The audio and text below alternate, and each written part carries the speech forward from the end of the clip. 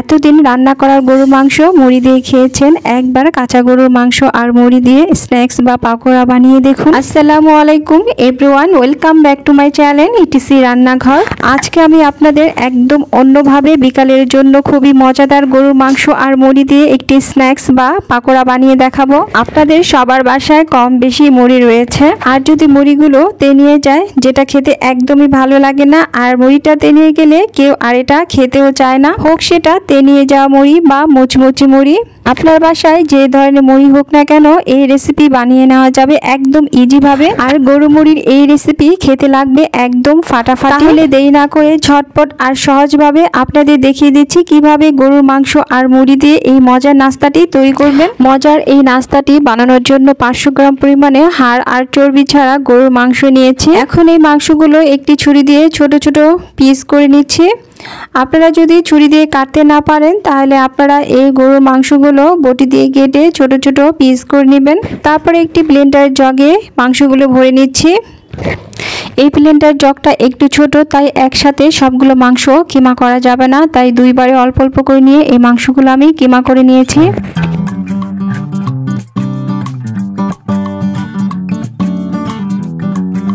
মেশিনে কিমা করে নেওয়া এই মাংসগুলো এক সাইডে রেখে দিচ্ছি।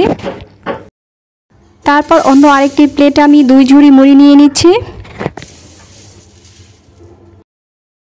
তারপর মাংসের ফ্যাটানো কিমাগুলো মুড়ির মাঝখানে দিয়ে নেব। পর দিয়ে দিব 1 টেবিল চামচ উঁচু করে আদা রসুন বাটা, 1 টেবিল চামচ পরিমাণে গরম মশলা পাউডার, 1 চা চামচ লবণ দিয়ে দিব, আর 2 টেবিল চামচ পরিমাণে দিয়ে দিচ্ছি শুকনো মরিচের পাউডার বা ভাজা চিলি ফ্লেক্স, 1 চা চামচ পরিমাণে দিয়ে দিচ্ছি হলুদ আর ধনিয়া পাউডার, হাফ কাপ পরিমাণে পেঁয়াজ কুচি দিয়ে দিচ্ছি, 8টি কাঁচামরিচ কুচি, 1/3 কাপ টমেটো কুচি, 1/3 কাপ গাজর কুচি, সবশেষে 1/4 কাপ পরিমাণে সরিষার তেল দিয়ে দিচ্ছি।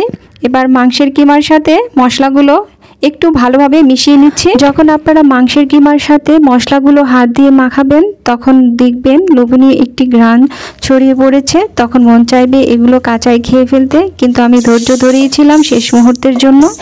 সব ইনগ্রিডিয়েন্টসগুলো একসাথে ভালোভাবে মিশানোর সুবিধার জন্য অন্য একটি বলে ট্রান্সফার করে নিচ্ছি। এবার প্লেট ধোয়ার সামনে একটু পানি দিয়ে মুড়ি আর মাংসের সব ইনগ্রিডিয়েন্টসগুলো হাত দিয়ে খুব ভালোভাবে মথে নিচ্ছি। এগুলো সব কিছু ভালোভাবে মেশানো হয়ে গিয়েছে।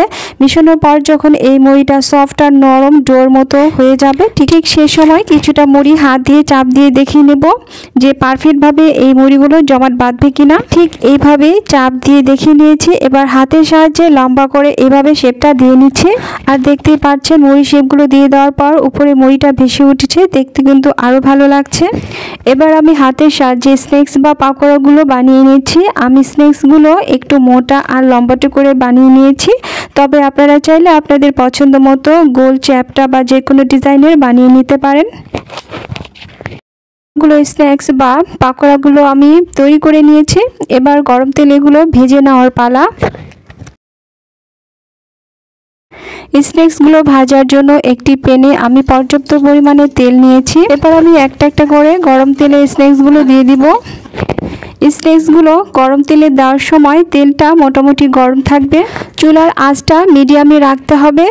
আর অতিরিক্ত গরম তেলে স্ন্যাক্সগুলো ভেজে নিলে উপর থেকে কালারটা তাড়াতাড়ি চলে আসবে আর ভেতরে কিন্তু কাঁচাই রয়ে যাবে।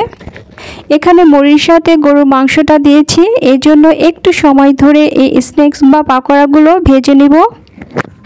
তো আমার এই কাঙ্ক্ষিত কালারটা চলে আসতে সময় লেগেছে 5 থেকে 6 মিনিটের মতো। যখন আপনারা এই মজার নাস্তাটা বানাবেন তখন আপনাদের সময়টা কম বা বেশি হতে পারে।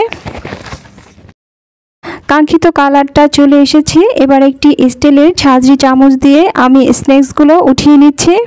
ব্যাস মাত্র 10 মিনিটে তেনিয়ে যাওয়া মুড়ি বা গরুর মাংস দিয়ে গরুর মাংস আর মুড়ির মজার নাস্তা। বাচ্চাদের টিফিনে বা বিকালের নাস্তায় এই মজাদার স্ন্যাক্স বা পাকোড়াগুলো তৈরি করে সসের সাথে পরিবেশন করতে পারেন। গরুর মাংসের এই স্ন্যাক্স বা পাকোড়াগুলো উপর থেকে মুচমুচে আর ভেতরে এতটাই টেস্টি, একবার বানালে আপনি বারবার বানাতে চাইবেন। মুড়ি আর গরুর মাংসের এই হেলদি মজার নাস্তাটি আপনাদের কাছে কেমন লেগেছে জানাবেন। আশা করছি আমার আজকের রেসিপি আপনাদের কাছে অনেক বেশি ভালো লেগেছে আর অনেক সহজ মনে হচ্ছে। গরুর মাংসের মুড়ির রেসিপি ভালো লাগলে আমার চ্যানেলটি সাবস্ক্রাইব করে রাখবেন, সাথে থাকা বেল বাটনটিকেও অন করে রাখবেন আমার পরবর্তী নোটিফিকেশন সবার আগে পাওয়ার জন্য। আজকে এই পর্যন্ত, ইনশাল্লাহ দেখা হবে নতুন কোনো রেসিপির সাথে। সবাই ভালো থাকবেন, সুস্থ থাকবেন। আল্লাহ হাফিজ।